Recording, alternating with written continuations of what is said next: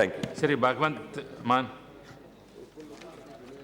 very briefly, because the minister has spoken. ये briefly लफ्ज़ सिर्फ मेरे लिए यूज़ किया जाता है इस पार्लियामेंट में। Everyone. मैं तो ज़्यादा बोलता नहीं हूँ। अध्यक्ष महोदय, बहुत बहुत धन्यवाद, आपने मुझे मौका दिया। माननीय मंत्री जी बैठे हैं और मुझे खुशी है कि वो जो सजेशंस माननीय सदस्य दे रहे हैं उनको लिख भी रहे हैं, नोट कर रहे हैं। तो दिल्ली देश का दिल है, पूरे देश से लोग काम करने के लिए दिल्ली में आते हैं। और दिल्ली में जो कहा गया कि 2007 तक की जो भी अनऑथोराइज्ड कॉलोनी हैं, झुग्गी झोपड़ी हैं, जहाँ अनधिकृत कंस्ट्रक्शन है, उसको 31 दिसंबर 2017 तक कोई सील नहीं किया जाएगा या कोई पेनल्टी नहीं लगाई जाएगी।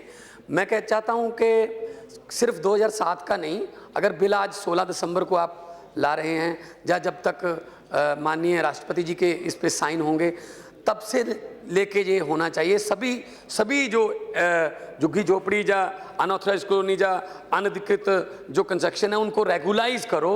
रेगुलाइज करना ज़्यादा बहुत बड़ी बात है। और ये वोट बैंक की तरह इस्तेमाल नहीं करना चाहिए कि कोई भी, जैसे पहले कांग्रेस वालों ने एक सर्टिफिकेट दे दिया कि 6 महीने पहले उनको कि अगर हम जीत गए तो आपको रेगुलाइज कर देंगे, लेकिन बाद में किया नहीं। वोट बैंक की तरह उनको इस्तेमाल किया जाता है। और दिल्ली में ये इसका रीज़न क्या है अनऑथराइज्ड कॉलोनी बनने का? नक्शा पास कराना दिल्ली में, मेरे ख्याल में दिल्ली वालों को तो पता है कि सबसे मुश्किल काम है नक्शा पास कराना। इतना भ्रष्टाचार, इतने चक्कर।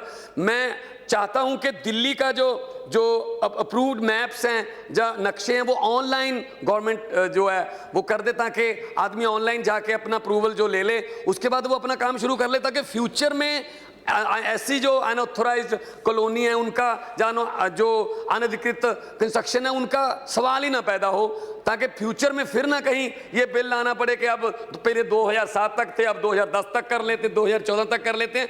तो इसलिए मैं चाहता हूं कि वो गरीब लोग हैं, वो दिहाड़ीदार हैं, मजदूर हैं, वो बहुत बुरी हालत में रहते हैं झुग्गी झोपड़ियों में और अनऑथराइज्ड कॉलोनियों में। तो उनको अगर रेगुलाइज कर दोगे तो उनके बच्चे भी पढ़ाई में अच्छा कर सकते हैं, गरीब के बच्चे अच्छा कर सकते हैं, क्योंकि उनको पता होता है कि हमारे पढ़ाई से हम अपने घर की स्थिति बदल सकते हैं, अपने घर वालों की स्थिति बदल सकते हैं।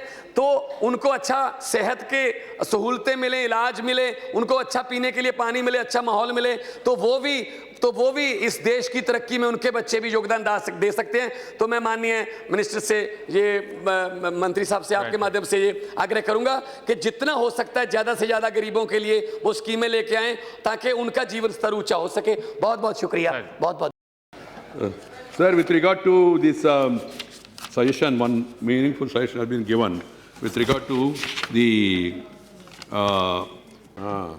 Bhagwat Mann. Online. So I firmly believe we must try to reduce the human involvement to the extent possible and try to make online application, sanction, renewal also, and then information. Everybody must be in a position to access what is the information, what is the present situation, where does his application stands, whether it has been sanctioned or not. That will really eliminate corruption to the maximum possible extent. I don't say that it will totally eliminate, because in this country there is no dearth of intelligence for the corrupt fellows. You come with some idea, they will come with some counter idea next day morning. That's the situation. But at the same time, I totally agree. I have already started implementing it in CPWD.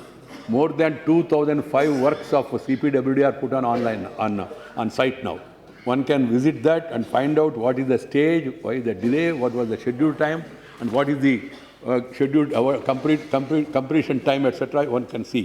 I told my authorities that within 6 months, the entire CPWD must go online, so that